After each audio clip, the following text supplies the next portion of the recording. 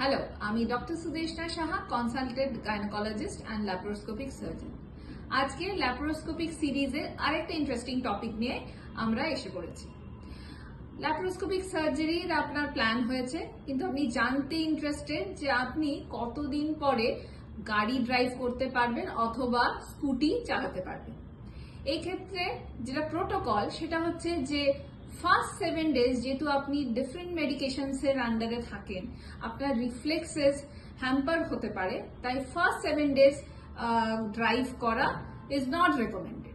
After 7 days আপনি গাড়ি চালাতে পারেন, কারণ বাই 7 days আপনার ল্যাপারোস্কোপিক পোর্টস গুলো হিল হয়ে যায়। সুতরাং যখন গাড়ি চালানোর সময় যে আমরা সেফটি বেল্টস লাগাই তাতে অসুবিধা হবে না। কিন্তু স্কুটার চালাবেন না।